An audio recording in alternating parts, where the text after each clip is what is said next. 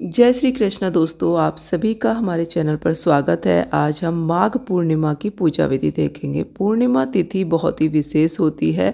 इस दिन हमें पवित्र नदियों में स्नान करना चाहिए। अगर हम गंगा जी में स्नान नहीं कर पाते हैं तो हमें घर में ही अपने स्नान के जल में गंगा जल डाल के स्नान करना चाहिए। इस दिन हमें हवन भी अवश्य ही करना चाहिए पितरों के नाम से, और दान पुण्य करने के लिए यह विशेष तिथि है। पूर्णिमा के दिन बहुत से लोग तो व्रत भी रखते हैं। अगर व्रत नहीं भी रखते हैं तो भी हमें पूजा अवश्य करनी चाहिए। आज मैं आपको बहुत ही सरल पूजा विधि बताऊंगी, जिसको बहुत ही सरल तरीके से आसानी से हम पूर्णिमा के दिन कर सकते हैं। इस दिन गंगा नदी में स्नान करने का, दीपदान करने का, दान पुण्य करने का विशेष महत्व होता है। तो सबसे पहले हम एक चौकी लेंगे, उसके ऊपर हम पीले रंग का वस्त्र बिछा लेंगे। हम फूलों से थोड़ा सा आसन देंगे। देखिए 2 जगह मैं फूलों से आसन दे रही हूँ। तो सबसे पहले हम भगवान विष्णु की, लक्ष्मी सहित कोई भी आपके पास इस तरह की प्रतिमा, फोटो हो, वो आप स्थापित करिए। उसके बाद हम भगवान गणपति जी की स्थापना कर लेंगे।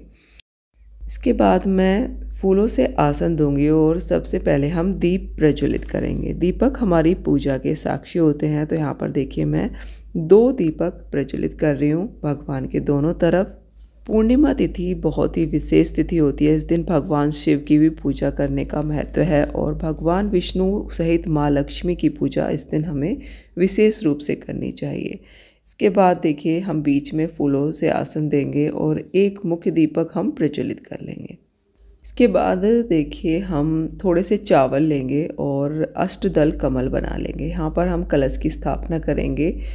तो देखिए यहाँ पर मैंने अष्टदल कमल बना लिया है। अब बीच में हम कलश रखेंगे। कलश में मैंने गंगा जल डाल लिया है, एक सिक्का डाला है, थोड़ा सा गुड़ डाल लिया है। तो कलश को हम बीच में रख देंगे और इसके ऊपर मैं एक प्लेट रखूँगी और प्लेट को मैं चावल से भर दूँगी। तो इस तरह से मैं कलश की स्थापना कर रही हूँ। आप चाहे तो यहाँ पर पूरे आम के पत्ते लगाकर और नारियल रखकर कलश की स्थापना भी कर सकते हैं। इसके बाद हम गंगा जल युक्त जल से शुद्धिकरण करेंगे, सभी का स्नान करा देंगे भाव रूप से। और इसके बाद हम भगवान विष्णु को पीले चंदन से तिलक करेंगे, माता लक्ष्मी को लाल चंदन से तिलक करेंगे, और गणपति जी को, दीपक को और अपने कलश को, सभी को हम तिलक कर देंगे। इसके बाद हम फूल चढ़ाएंगे। भगवान विष्णु को पीले फूल अति प्रिय हैं, तो अगर आपको पीले फूल मिले तो भगवान विष्णु को आप पीले फूल चढ़ाइए। माता लक्ष्मी के लिए लाल फूल लीजिए, और गणेश जी पर, दीपक पर और कलश पर भी हम फूल चढ़ा देंगे। गणेश जी को हम लाल फूल समर्पित करेंगे, और गणेश जी को देखिए वस्त्र रूपी हम कलावा समर्पित करेंगे। भगवान विष्णु को भी हम वस्त्र रूप कलावा समर्पित कर देंगे, धूप दिखा देंगे। और इसके बाद भगवान को हम देखिए तुलसी जरूर समर्पित करेंगे।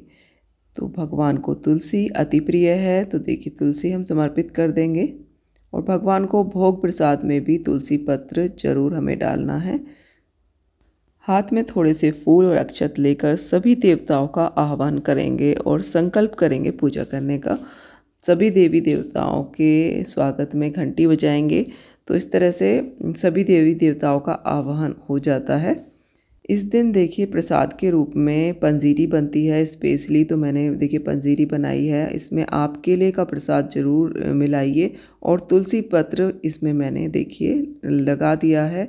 तो भगवान को भोग समर्पित कर देंगे। इसके साथ ही हम पंचामृत इस दिन बनाते हैं, तो मैंने पंचामृत बना लिया है। देखिए इसमें भी मैंने तुलसी दल डाल दिया है।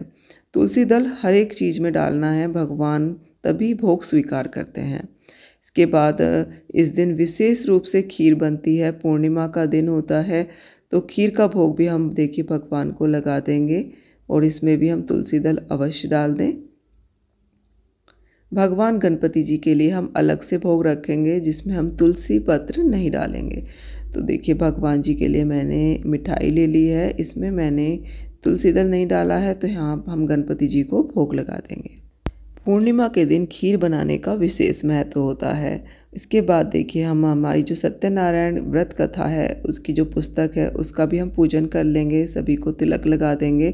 उसके बाद हम सत्यनारायण व्रत कथा सुनेंगे। इस दिन सत्यनारायण कथा सुनने का बहुत ही ज़्यादा महत्व है। आप किसी पुरोहित को बुलाकर भी सत्यनारायण की कथा इस दिन करा सकते हैं। तो देखिए हमने पुस्तक का पूजन कर लिया, इसके बाद हम सत्यनारायण व्रत कथा पूरी पढ़ लेंगे और या फिर आप सुन भी सकते हैं, हमारे चैनल पर भी आपको मिल जाएगी पुस्तक। हम यहीं पर पूजा में रख लेंगे। कथा सुनते समय हाथ में थोड़े से फूल या अक्षत जरूर ले लें। उसके बाद कथा जब पूरी हो जाए उनको आप भगवान के चरणों में समर्पित कर दें। इसके बाद हम भगवान को फल समर्पित करेंगे और जो भी ऋतुफल हो आपके पास वो आप समर्पित करिए। केला विशेष रूप से इस दिन आप भगवान को समर्पित करें। और लास्ट में हम दक्षिणा चढ़ा देंगे। पूजा में अगर कोई कमी रह जाती है तो दक्षिणा उसको पूरा कर देती है, तो दक्षिणा अवश्य रूप से हमें चढ़ानी चाहिए। इसके बाद भगवान से हाथ जोड़कर अपनी पूजा में रही कमियों के लिए क्षमा मांगेंगे। इसके बाद हम प्रेम पूर्वक भगवान की आरती करेंगे। भगवान विष्णु, माता लक्ष्मी की आरती करेंगे, गणपति जी की आरती करेंगे और भगवान से प्रार्थना करेंगे कि हम पर सदा अपनी कृपा दृष्टि बनाए रखें। इस तरह से ये पूजा हमें करनी है। इसके बाद हवन का इस दिन बहुत महत्व होता है, तो आपको इस दिन हवन जरूर करना चाहिए। पितरों का भी आशीर्वाद इस दिन प्राप्त होता है। हवन करना बहुत ही ज़्यादा शुभ होता है इस दिन। तो देखिए कोई भी आप हवन कुंड जो भी लेते हैं उसको आप अच्छे से साफ़ कर लीजिए। मैंने तो मिट्टी का हवन कुंड लिया है, इसको मैंने देखिए अच्छे से पोत लिया है और अच्छे से इसको सजा लिया है।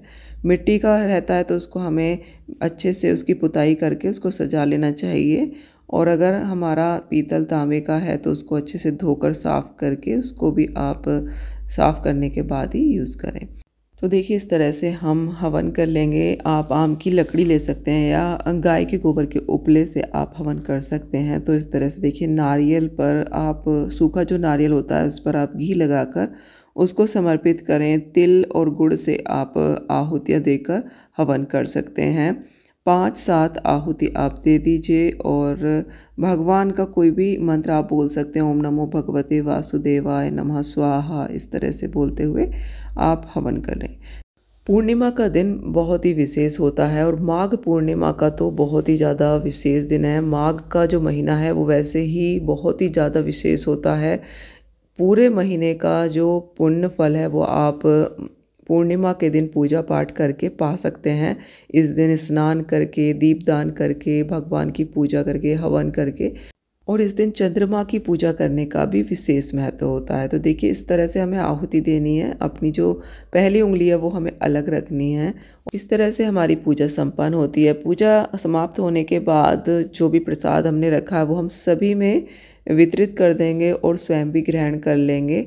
और जो जल हमने रखा है वो अगर आप सुबह के शाम पूजा कर रहे हैं तो सूर्य देव को दे दीजिए, अगर शाम के समय कर रहे हैं तो चंद्रदेव को आप ये जल दे सकते हैं। जो दक्षिणा रखी है वो हम किसी भी मंदिर में जाके ब्राह्मण को दान में दे देंगे। और इस तरह से हम पूर्णिमा के दिन बहुत ही सरल तरीके से पूजा कर सकते हैं। आज की पूजा विधि आपको अगर पसंद आई हो तो वीडियो को लाइक ज़रूर करें और हमारे चैनल को सब्सक्राइब करें। जय माता दी, जय श्री राम।